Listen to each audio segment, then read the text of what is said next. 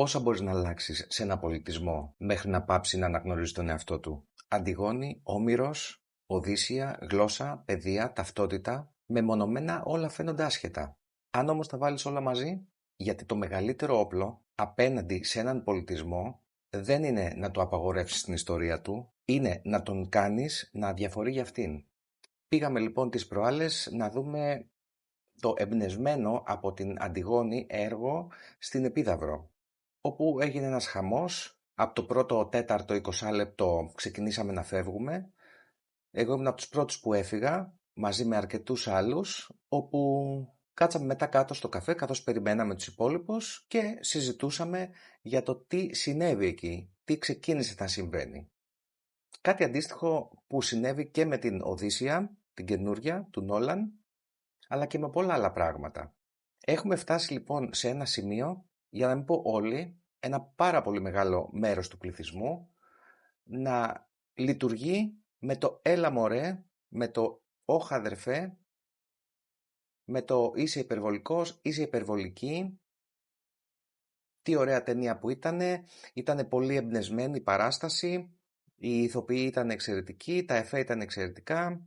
Στην Επίδαυρο η μουσική ήταν ιδιαίτερη, οι ηθοποιοί, οι ερμηνευτές ήταν καταπληκτικοί, η μουσική ήταν πολύ ωραία, πολύ ιδιαίτερη και άλλα πολλά.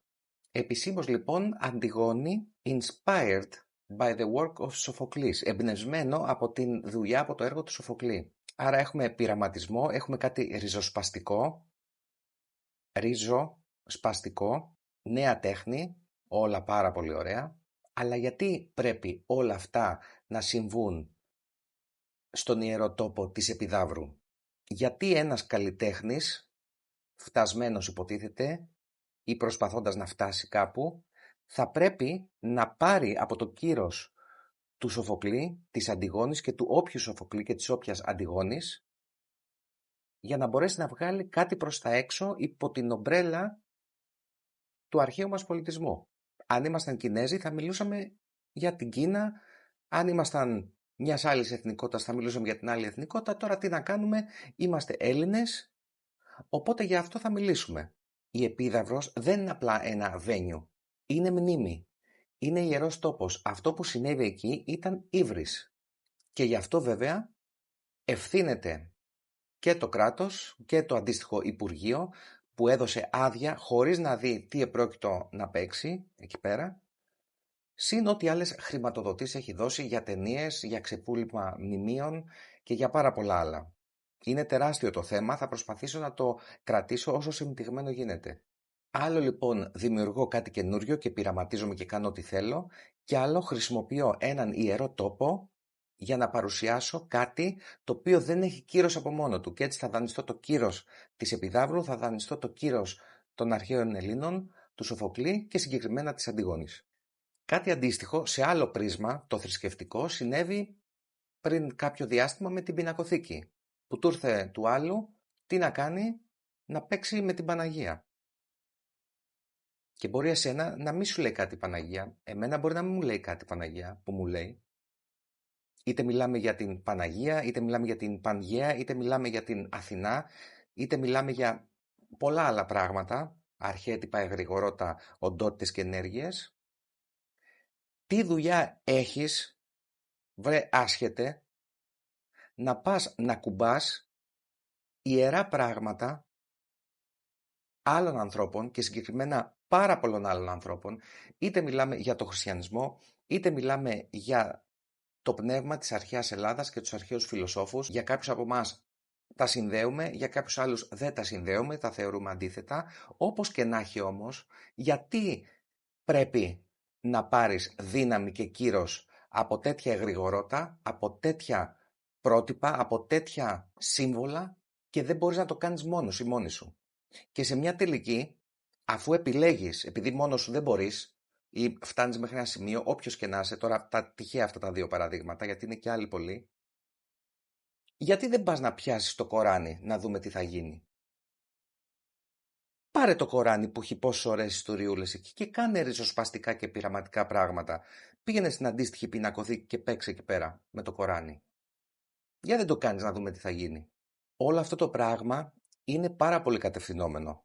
Και αυτή η βαλίτσα έρχεται από πολύ πίσω, πολύ μακριά. Και δεν μιλάμε για 2 και 3 και 5.000 χρόνια. Το ελληνικό αλφάβητο είχε περισσότερα γράμματα. Γιατί θα έπρεπε να αφαιρεθούν τα γράμματα των μισθών, το κόπα, το σαμπί, το δίγαμα? Γιατί θα πρέπει να εξαφανιστεί το νι, το οποίο δονεί συγκεκριμένα στον εγκέφαλο και κάνει κάποιες συγκεκριμένες λειτουργίες? Όλα αυτά που λέμε μπορείς να τα ψάξεις. Έτσι, δεν θα κάτσω να τα μαζέψω όλα εδώ, να είναι τελείως έτοιμο το υλικό. Θα προσπαθήσω να μεταφέρω μία ουσία και ό,τι ακούς από εδώ υπάρχει άπειρη πληροφορία που μπορείς πάρα πολύ εύκολα να ψάξεις και να τη βρεις. Κυριολεκτικά, κάτι από αυτά που λέμε, αν το γκουγκλάρεις θα το βρεις. Γιατί θα πρέπει να απλουστευτεί η ελληνική γλώσσα? Το μικρόν γιώτα, το έψιλον γιώτα να γίνουν όλα γιώτα. Γιατί έχει τόσο άνθηση αυτό το γκρίκλις? Γιατί η Ελλάδα είναι η χώρα και ο τόπος που χτυπιέται περισσότερο από οτιδήποτε άλλο όσον αφορά τον πολιτισμό, την κουλτούρα, την οικογένεια και κάποιους πολύ βασικούς θεσμούς. Γιατί? Εδώ στους Ολυμπιακούς Αγώνες, τους προηγούμενους κάνανε ό,τι κάνανε. Και στους προηγούμενους και στους παραπροηγούμενους και στους πιο πίσω. Από τους πιο πίσω που δείχνανε για το COVID τι επρόκειτο να συμβεί, στο λένε. Για τους προηγούμενους με το μυστικό δείπνο, άλλο πάλι εκεί μη χαρακτηρίσουμε τι έγινε. Και παράλληλα βλέπουμε τι σύμβολα προωθούνται παγκοσμίως. Μιας και μιλάμε ευρύτερα για το ελληνικό κομμάτι και την κατάλυση και του θεσμού της οικογένειας, δεν συζητάμε για την μάχη των φίλων, ανδρών και γυναικών, τι έχει συμβεί και τι υπάρχει από πίσω. Αυτό θα γίνει ένα άλλο βίντεο, πρέπει να είναι πολύ μεγάλο και αυτή τη στιγμή δεν έχω χρόνο να το κάνω, του πώς ξεκίνησε ο φεμινισμός, τι συνέβη όλα αυτά τα χρόνια, γιατί τα επίπεδα τεστοστερόνης έχουν πάει στον πάτο σε παγκόσμιο επίπεδο και στην Ελλάδα, τι γίνεται με την απίκηση του κόσμου. Ψάξε να δεις τι ποσοστό του πλανήτη αυτή τη στιγμή είναι μουσουλμάνοι, τι ήταν πριν 20 χρόνια και ποια είναι τα projections, οι προβλέψεις για το 2030 και το 2050. Σου δίνω διάφορα κομμάτια από το puzzle. Θα πρέπει να ψάξεις. Και θα πρέπει να ψάξεις γιατί ο χρόνος περνάει. Ήμασταν λοιπόν σήμερα με έναν αδερφικό φίλο στο Θησίο και κάποια στιγμή ήταν μία μικρή κοπελίτσα, παιδάκι δηλαδή, που ήταν με τους γονείς του και ερχόταν, μας πείραζε, μας έπαιζε ένα κουκλάκι. Πολύ φωτεινό πλάσμα. Και ήταν και οι γονείς πιο κάτω. Οι γονείς ήταν από την Αλβανία. Οι οποίοι ήταν τόσο φωτεινοί άνθρωποι, τόσο δεμένοι σαν οικογένεια και όταν φύγανε ήρθαν και μας λένε συγγνώμη για την κοπελίτσα, για το παιδάκι που έπαιζε. Συγχωρέστε μας. Λέμε ούτε καν. Εμείς σας ευχαριστούμε. Ήταν ευλογία τόση καθαρή ενέργεια κλπ. Να είστε καλά κλπ. Όλοι οι φίλοι που έχω που είναι καταγωγής αλβανικής, το πόσο ψηλά έχουν τη θρησκεία τους και την οικογένειά τους δεν μπορεί να μετρηθεί. Εμείς εδώ πέρα τα έχουμε καταλύσει όλα. Αυτούς τους ανθρώπους τους θαυμάζω για πάρα πολλά πράγματα. Τους θαυμάζω πρώτα απ' όλα για την οικογένεια και για τα πιστεύω τους και για την κουλτούρα τους και για τη θρησκεία τους, πόσο δεμένοι είναι, και έχω και πάρα πολλούς φίλους και πάρα πολλούς συνεργάτες, ειδικά από τεχνικές εταιρείες που γνώρισα τα τελευταία χρόνια και λέω τι πάθαμε εμείς, τι έχει συμβεί. Εντάξει, ξέρω τι πάθαμε και τι έχει συμβεί, αλλά παρόλα αυτά συνεχίζει και με εκπλήσει και εμένα και πολλούς άλλους. Εδώ τι έχει γίνει λοιπόν? Τρέχουν όλοι να πληρώσουν στους λογαριασμούς, τα χρέη, τσακωμοί, διαζύγια, χεράκι ίδιου φίλου, το οποίο είναι μια χαρά. Έχω πάρα πολλούς φίλους και έχω και αρκετούς ανθρώπους που έχουμε κάνει συνεδρίες και κάνουμε συνεδρίες και είναι εξαιρετικοί άνθρωποι. Αλλά το γεγονός ότι η ορμονική ανισορροπία έχει φτάσει στο Θεό σε παγκόσμιο επίπεδο, αυτά είναι στατιστικές, δεν τα βγάζω από το μυαλό μου, ότι έχουν καταληθεί όλοι οι ρόλοι, όλοι οι θεσμοί, ότι δεν μπορείς να μιλήσεις ούτε για ρατσισμό, ούτε για όλη αυτή την κατάσταση, γιατί υποτίθεται μιλάμε για μειονότητες. Βέβαια, οι μειονότητες μπορούν να μιλήσουν και να πούν ό,τι θέλουν για όλο το υπόλοιπο, και αυτά είναι καταγεγραμμένα, υπάρχουν παντού διαθέσιμα. Κάτι συμβαίνει το οποίο δεν θα μας βγει σε καλό. Είχα πάει το βράδυ τις προάλλες πάλι στην Καλιθέα, δεν συζητάμε για την Ομόνια ή για την Κυψέλη. Παιδιά, έχετε βγει έξω να δείτε τι γίνεται? Γιατί εγώ δεν πολύ βγαίνω λόγω των διαφόρων εργασιών και των συγκεκριμένων κύκλων, αλλά επειδή λοιπόν δεν βγαίνω πολύ συχνά για βράδυ, για βόλτες πολλές κλπ, αυτά που βλέπω και αντιμετωπίζω μου κάνουν πολύ μεγάλες διαφορές. Γιατί δεν το βλέπω συνέχεια όπως βλέπεις, ας πούμε, το σώμα στο γυμναστήριο, στους καθρέφτες, που εξελίσσεται, αναπτύσσεται, αλλά εσύ επειδή το βλέπεις συνέχεια δεν καταλαβαίνεις τη διαφορά. Εάν το δεις σήμερα το σώμα σου και το δεις μετά από 5 μήνες προπόνησης, εκεί θα πάθεις σοκ και θα πεις «Wow, τι κατάφερα». Αντίστοιχα λοιπόν, και εγώ λέω «Wow, τι έχει γίνει εδώ πέρα, πού βρισκόμαστε». Συγκεκριμένα στην Επίδαυρο, καθώς ξεκινούσε το έργο λίγο μετά, τι είχε βιασμούς, θανάτους, βία, ασυναρτησίες, ασύνδετες ιστορίες. Δηλαδή ξεκινούσε κάποια φάση και το όλο έργο εξελίχθηκε στην αρχή για το πώς θα σοδομήσουμε έναν άγγελο, έτσι έλεγε. Πώς θα ήταν if we sodomized an angel? Και έλεγε θέλω να δω έναν 19χρονο άγγελο να τον σοδομίζουμε και να πετάγονται τα πούπουλα και τα φτερά παντού κλπ. Και που αναφερόταν σε βιασμούς, σε νέα κοριτσάκια, σε αγγελικές μορφές κλπ. Αυτό τώρα δηλαδή πήγαμε εμείς, πληρώσαμε στην αρχαία Επίδαυρο να δούμε το μην πω τι πήγαμε να δούμε. Εκεί έκανα κάποιο story, αν μου το είχαν πει 15 άτομα, λίγο ήθελα, θα έβγαινα, θα έκανα ένα live επιτόπου, θα φώναζα να μ' ακούγαν όλοι και πριν με βγάλουν έξω θα είχα πάρει μαζί μου και τη μισή Επίδαυρο. Γιατί είναι μπροστά στα μάτια μας, αλλά επειδή έχουμε χαζέψει τόσο πολύ, χρειαζόμαστε κάποιον να μας το δείξει επιτόπου. Και να μας το δείξει με ένα απλό και καθαρό τρόπο, διότι αν δεν το δούμε εκείνη την ώρα με απλό και καθαρό τρόπο, θα πάμε να τον φάμε. Όπως ακριβώς και στο σπήλαιο του Πλάτωνα. Εκεί είχαν αρκετοί και είπαν αντίστοιχα πράγματα και συζητήθηκε πάρα πολύ έντονα αυτό. Το θέμα είναι εμείς τι κάνουμε και από εδώ και πέρα τι κάνουμε. Αντίστοιχα στην Οδύσσεια βάλανε να παίξει ένα άτομο το οποίο δεν έχει καμία σχέση με όλη αυτή την υπόθεση και τους ρόλους. Ο Αχιλλέας εξαφανίστηκε από το πλάνο, αφαιρέθηκαν πάρα πολλές ιστορίες και πάλι εμπνευσμένο από την Οδύσσεια. Και πω τι ωραία εφέ και τι ωραία μουσική και μηνύματα και νοήματα. Τέλεια. Θα μπορούσε να είναι οποιαδήποτε ταινία. Και θα μπορούσε να ήταν πάνω σε οποιαδήποτε άλλη ιστορία. Γιατί πρέπει να πας να πειράξεις τέτοια πράγματα ιερά? Το πρόβλημα λοιπόν είναι το εξής. Έχει μια πολύ συγκεκριμένη ονομασία. Έχει πολλές συγκεκριμένες ονομασίες, αλλά μία είναι από τις αγαπημένες μου. Παράθυρο Overton. Το εύρος ιδεών που μία κοινωνία θεωρεί αποδεκτές ή φυσιολογικές σε μία δεδομένη εποχή. Αυτό το παράθυρο λοιπόν μετακινείται στο χρόνο. Και τι σημαίνει? Αυτό που κάποτε σόκαρε, τώρα συζητιέται. Αυτό που συζητιέται σταδιακά εξοικειώνει. Αυτό που επαναλαμβάνεται συχνά, πυκνά, καταλήγει να γίνεται φυσιολογικό, μέρος της κανονικότητας. Δεν χρειάζεται λοιπόν να σου απαγορεύσουν τον Αχιλλέα, αρκεί κάποτε να μην σου λείπει όταν απουσιάζει. Και ο Αχιλλέας και όποιος Αχιλλέας.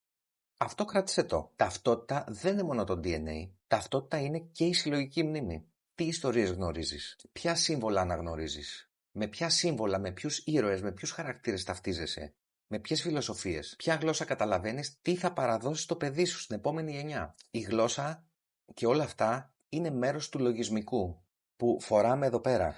Όταν λοιπόν το λογισμικό, όπως και σε έναν υπολογιστή, σπάει σιγά σιγά, του αφαιρείς κομμάτια, του κες κομμάτια, περνάς μέσα διάφορους ιούς, κάποια στιγμή τι παθαίνει ο υπολογιστής?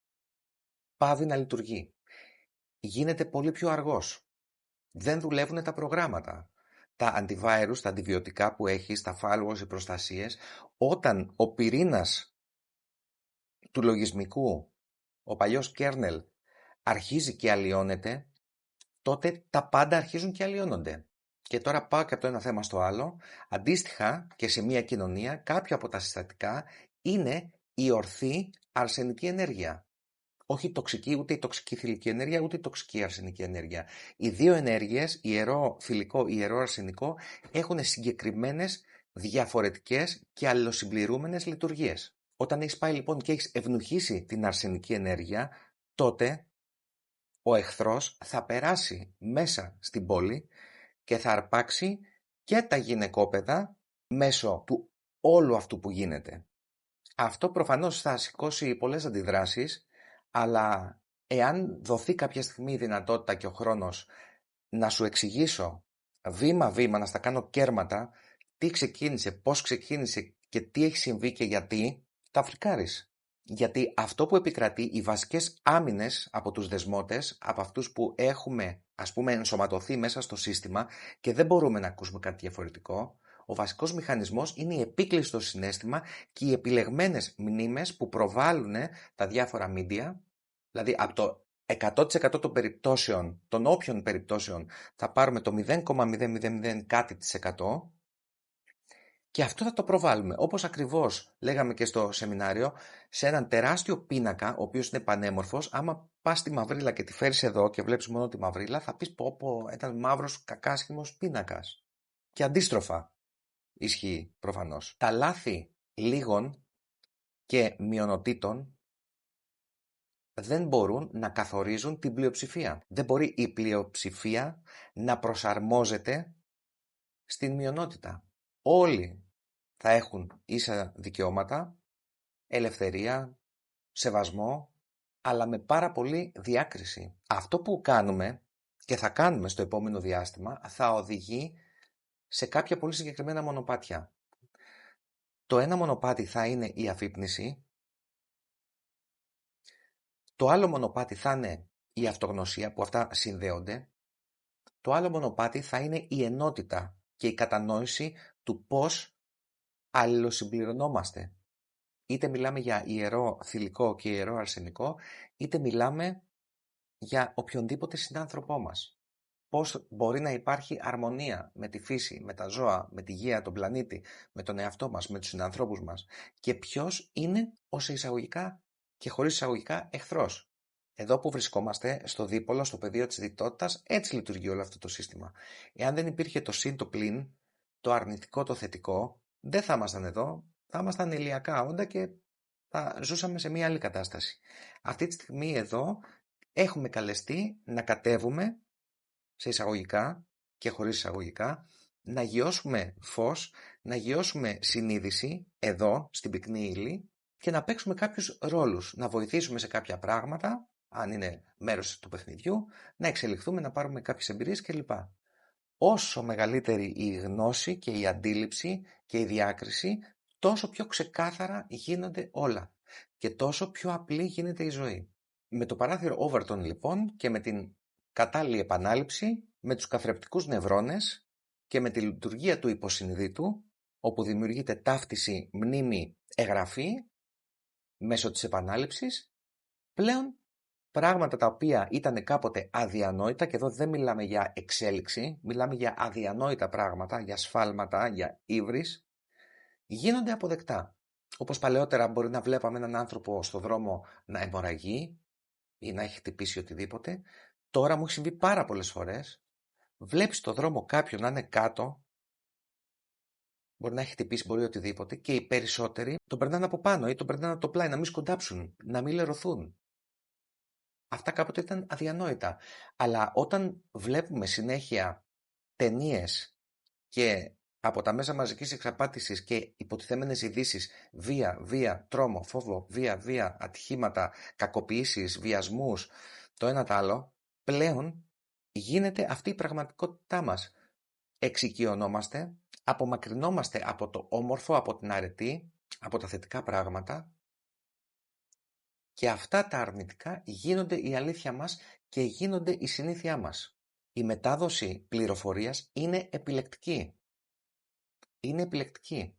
Αντίστοιχα τώρα βγαίνει και ο κάθε ένας και η κάθε μία με την επίκληση στο συναίσθημα, που δεν μιλάμε για ανώτερα νοητικά, δεν μιλάμε για φιλοσοφία, δεν μιλάμε για ανώτερη διανόηση, δεν μιλάμε για την αλήθεια με το α κεφαλαίο μακριά από τη λύθη, μιλάμε για επίκληση στο συναίσθημα, μιλάμε για like, μιλάμε για ψυχασθένειες, μιλάμε για ναρκισσισμούς, μιλάμε για πάρα πολλά θέματα, δημιουργούμε ιστορίες και σενάρια προκειμένου να μαζέψουμε οπαδούς, να απολώσουμε, να διαχωρίσουμε και αντί να βλέπουμε τα πράγματα τα οποία μας ανεβάζουν συνείδηση, μας ανεβάζουν αντίληψη, μας ανεβάζουν διάκριση, πράγματα τα οποία μας γεφυρώνουν, μας βοηθούν να βλέπουμε κοινά και πράγματα προς βελτίωση, τι κάνουνε όλοι αυτοί και αυτές? Κόβουνε, ράβουνε μικρά σημεία από διάφορα βίντεο, από διάφορα περιστατικά και τα χρησιμοποιούν, όχι τα αξιοποιούν, τα χρησιμοποιούν για να δημιουργηθεί μεγαλύτερη πόλωση, μεγαλύτερος διαχωρισμός σε μια εποχή που έχουμε χάσει την μπάλα και το γήπεδο και τα αυγά και τα πασχάλια. Χρειαζόμαστε ενότητα και διάκριση, αλλά άμα δεν ασχολείσαι ούτε με φιλοσοφία, ούτε με αυτογνωσία, ούτε με τίποτα από όλα αυτά, δεν θα το καταφέρεις και δεν θα συντονιστούμε. Και δεν είναι ότι δεν θα συντονιστούμε εμείς, δεν θα συντονιστούν αυτές οι ποιότητες που πρέπει να συντονιστούν, οι οποίες ενυπάρχουν μέσα σε όλους και σε σένα και σε όλους, εκεί είναι. Το θέμα είναι, για να φτάσεις εκεί πρέπει να κάνεις κάποια δουλειά. Η ταυτότητά μας λοιπόν αλλοιώνεται. Πρώτα ξεχνάς μία λέξη, από τον Γκρίκλις και από τα τραπ και όλα αυτά που βγαίνουν από τα διάφορα πρότυπα. Μετά ξεχνάς ένα μύθο, μία ιστορία. Μετά ξεχνάς ένα ήρωα. Μετά ξεχνάς γιατί χτίστηκε ένας ναός. Και στο τέλος τι κάνεις? Κοιτάζεις την ίδια σου την πατρίδα σαν τουρίστας. Και μετά λες γιατί εξαφανίστηκε ή γιατί δεν έχω αυτοπεποίθηση. Η αυτοπεποίθηση σχετίζεται με αρκετά πράγματα και ένα από αυτά τα πράγματα που σχετίζεται, κυρίως υποσυνείδητα, είναι οι ρίζες. Και οι ρίζες έχουν να κάνουν με όλη την προγονική γραμμή από πίσω, η οποία σχετίζεται και με ενεργειακό στοιχείο και με τους προγόνους μέχρι πάρα πολύ πίσω και με το έδαφος και με την κουλτούρα και με το εγρηγορός του ό,τι πρεσβεύει αυτός ο τόπος που βρίσκεσαι. Ο Έλληνας και η όποια εθνικότητα δεν χρειάζεται να γίνει φανατικός. Χρειάζεται να πάψει να είναι αδιάφορος. Η σιωπή είναι συνένεση. Και εγώ τώρα που κάνω αυτό το μοίρασμα, τι θα γίνει? Θα μου έρθουν 10, 20, 50 πόσα μηνύματα. Πολλά από αυτά θα είναι μπράβο, πες τα, κάποιος έπρεπε να τα πει κλπ. Αρκετά από τα υπόλοιπα, ανάλογα με ποιος θα συντονίσει, θα έχουν την άλλη μεριά, την αρνητική, την κόντρα. Τι είναι αυτά που λες και φασιστάς και το ένα και το άλλο. Ευελπιστώ να μπορέσω κάποια στιγμή να φτάσω κι εγώ σε κάποια επίπεδα, όπως ο δάσκαλος, όπου βλέπει ακόμα και αυτούς τους ανθρώπους με αγάπη και απόλυτη αταραξία και απόλυτη συμπόνια και κατανόηση. Εγώ δεν μπορώ να το κάνω ακόμα. Αλλά ευελπιστώ να το καταφέρω κάποια στιγμή. Και ακόμα και αυτά είναι προπονήσεις προκειμένου να φτάσω σε αυτά τα επίπεδα.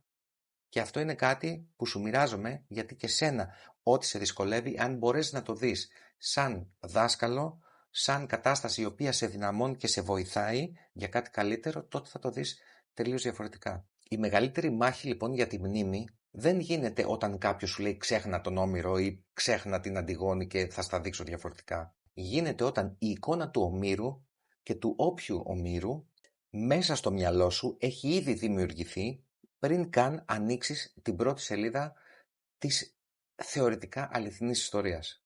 Για ένα παιδί λοιπόν, για να μιλήσουμε και για τις μελλοντικές γενναίες που δεν έχει διαβάσει Όμηρο, η κινηματογραφική εικόνα, αυτό που θα πάει να δει, μπορεί να γίνει η πρώτη νοητική αναπαράσταση του μύθου. Αν δεν ακολουθήσει λοιπόν παιδεία και επαφή με την πηγή, η διασκευή, η ριζοσπαστική πειραματική σύγχρονη διασκευή κινδυνεύει να υποκαταστήσει το πρότυπο στη μνήμη του.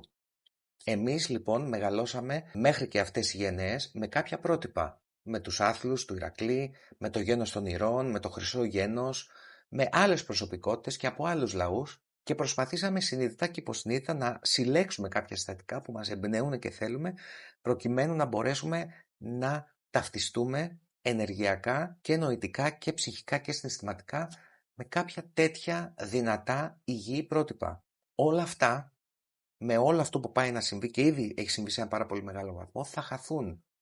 Κυριολεκτικά θα χαθούν. Όπως λοιπόν πέρασαν τα χιλιάδες, εκατοντάδες χιλιάδες, εκατομμύρια χρόνια και κάτω από τα στρώματα της γης υπάρχουν διάφοροι θεωρητικά παλαιότεροι πολιτισμοί και βρίσκουν όλο και πιο παλιά ευρήματα, όλο και πιο παλιά ευρήματα, όλο και πιο παλιά ευρήματα, έτσι όπως πάει θα γίνει ακριβώς το ίδιο και σε πολύ χειρότερο βαθμό στα ψυχικά μας επίπεδα και στα επίπεδα μνήμης μας ως λαός και ως ανθρωπότητα μέσα μας. Δηλαδή και που θα βρίσκουν αντικείμενα μελλοντικοί, αυτό που θα έχει συμβεί στην ψυχή και στο νου, στις μνήμες, στις συμπεριφορές, θα έχει πάει τόσο βαθιά, θα έχει αλλοιωθεί σε τέτοιο βαθμό που ούτε με μικροσκόπιο δεν θα μπορούν να βρουν ποια ήταν η αλήθεια, ποια ήταν η αρετή, ποια ήταν η αληθινή φιλοσοφία, πού βρισκόταν η δύναμη. Και λέω πάλι, μιλάμε για εδώ, αυτό το παιχνίδι, το συλλογικό παιχνίδι που όλοι έχουμε συμφωνήσει και παίζουμε. Εδώ είμαστε αυτή τη στιγμή, εδώ είναι γειωμένη η συνείδηση και εδώ σε έναν βαθμό πρέπει να ταυτιστούμε με αυτούς τους ρόλους για να πούμε αυτά. Δηλαδή, αν δεν ευριάζει, δεν ενεργοποιηθεί το θυμοειδές, δεν μπορείς να προχωρήσεις, να συγκινηθείς, να μπει σε ισχυρή κίνηση, π.χ. αυτά εδώ που λέμε τώρα. Αντίθετα όμως, εάν δεν ταυτιστείς με το ρόλο ή τέλος πάντων να επιλέξεις να ταυτιστείς για να μπορείς να κάνεις αυτή την αλληλεπίδραση και πας τελείως στην αδιαφορία, την άλλη παγίδα, την απόλυτη αποτάφτιση, εκεί πλέον πάβεις να είσαι ενεργό μέλος και μέρος αυτού του παιχνιδιού. Εκτός βέβαια αν είσαι από τους παρατηρητές. Κανείς δεν μπορεί να σου κλέψει τον Όμηρο. Κανένας δεν μπορεί να σου κλέψει το Σοφοκλή. Κανένας δεν μπορεί να σου κλέψει τη γλώσσα σου. Μπορεί όμως να σε κάνει να μη σε νοιάζουν. Και τότε δεν θα χρειαστεί να σου κλέψει τίποτα. Ξύπνα.